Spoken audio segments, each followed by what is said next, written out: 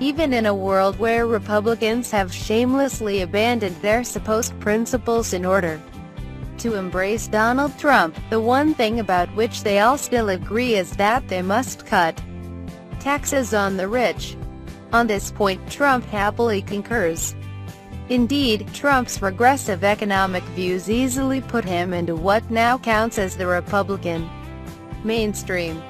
Now that they are looking for a place to start all the winning that Trump promised his non-majority of voters, the latest rumors are that congressional Republicans will take a run at the tax code. Other commentators have noted that this is hardly an easy lift, especially because the details of a tax overhaul will quickly destroy whatever unity remains on the right. That is surely correct, but my question here is a different one.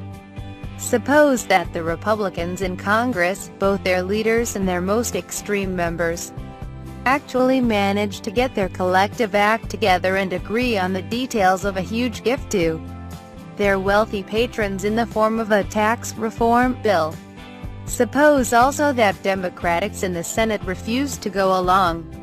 Are Republicans so committed to reverse Robin Hood policies that they will finally abandon all pretense of preserving Senate rules? In other words, will Republicans go nuclear on tax cuts for the rich in the same way that they might change the rules to confirm Supreme Court nominee Neil Gorsuch?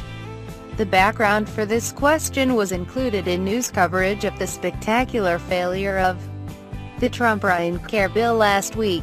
Matt O'Brien of The Washington Post argues, "Now, the crazy thing is that this first tax cut for the rich in the form of Obamacare repeal and replace would have made a second one, this one coming in the form of tax reform, look more affordable." O'Brien is referring to the fact that the regressive spending cuts in Trump-Ryan Care were so harsh on poorer and older Americans that the bill overall saved money, even though there were huge tax cuts for the rich in that bill too. This matters because of a possible implication of the so-called Byrd Rule, which requires 60 votes in the Senate to pass a bill that will increase the deficit beyond the 10-year budget forecasting time frame. Yes, my eyes are glazing over too, but this actually becomes interesting rather quickly.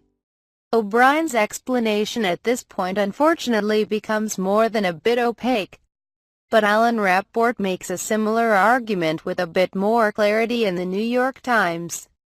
Eliminating the $1 trillion of Affordable Care Act taxes and the federal spending associated with that law would have made this easier.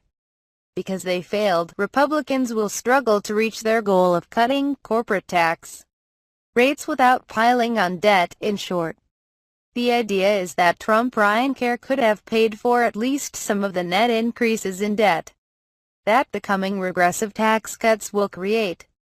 I should say here that I am honestly not sure that O'Brien and Rappaport have this right.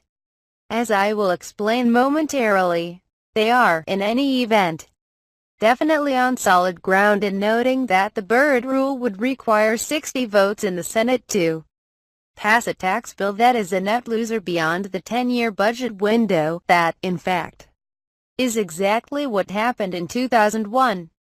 When the first round of Bush tax cuts was passed by the Senate, even though there were not 60 votes in support of the bill. Because of the Byrd Rule, that legislation was utterly bizarre, including a multi-year phase-out of the estate tax which eventually resulted in full repeal for exactly 1 year before reverting to its 2000 levels in 2011. Subsequent legislation prevented that full reversion. Readers might also remember the fiscal cliff, which actually played out in 2 steps. In late 2010, when the Bush tax cuts were about to expire, all of them, not just the estate tax repeal, President Barack Obama and the Democrats agreed at the 11th hour to extend the full package for 2 more years. Then, when those 2 years were ending in late 2012, we ended up with Vice President Joe Biden and Mitch McConnell meeting on New Year's Eve to hammer out a compromise. This was truly a case of waiting until the last minute. And all of this happened because Republicans could not find 60 votes in favor of permanent changes to the tax code in 2001. My skepticism, or perhaps it is more accurate to call it uneasy doubt, is that the Republicans could have used a successful vote on Trump-Ryan care to reduce the need for offsets in their upcoming tax cut bills. This would require the ability to use net deficit reduction beyond 2026 in the health bill to be bankable as a credit that could be used against the out-year losses caused by the regressive cuts. But even if that is true, it is not obvious what the limits are on using one bill to offset another. I am, however, perfectly willing to admit that I am not a parliamentarian, and I simply do not know the answer to this question. I would not be surprised if my doubts turn out to be unfounded. But at the very least this argument is underexplained. It is true that there is at least one good administrative reason to allow cross-bill credits, which is that it would otherwise require all relevant bills to be stapled together in one bill. On the other hand, we would need to know how far back a Congress can reach to say that a bill has been paid for. Because the Republicans shot themselves in the face on the healthcare bill, however, we actually do not need to know the answer to that question. Instead, we will at best be back in the position in which Bush and the Republicans found themselves in 2001. Again, however, we might not even get that far, because the better bet is that the Republicans will not be able to get their act together even on something as fundamental to them as tax giveaways to the rich. If they do finally agree, however, it is nearly impossible to imagine 8 Democrats in the Senate voting to allow the bill to overcome the Byrd rule. Republicans could easily pick up 1 or 2 Democratic votes, because Senators Heidi Heitkamp from North Dakota and Joe Manchin from West Virginia are surely in a panic to win re-election in their Trump-loving states. But 8, not likely. This means that the Republicans will be tempted to jettison the Byrd rule in order to guarantee that this gift to their super-rich supporters is permanent rather than merely a 10-year respite. Interestingly, that rule is actually part of a statute, rather than being merely an internal Senate rule. Even so, the issue will be very much like the one that Senate Republicans will soon face if the Democrats decide to filibuster Gorsuch's confirmation vote. I should say that I very much want Democrats to filibuster Gorsuch, for reasons too numerous to go into here. I'd also like the idea of Democrats not voting at all on the nomination, abstaining en masse as a symbolic way to say, Republicans did not even give Merrick Garland a hearing, so we're not voting on Gorsuch because he does not deserve it. But either way they do it, if Democrats do filibuster Gorsuch, the Republicans will have to decide whether to change the Senate's rules to allow a simple majority vote and thus guarantee Gorsuch's elevation to the High Court. This is not a sure thing, however, because Mitch McConnell and other senators on both sides of the aisle tend to be big fans of their chamber's unique procedures and traditions.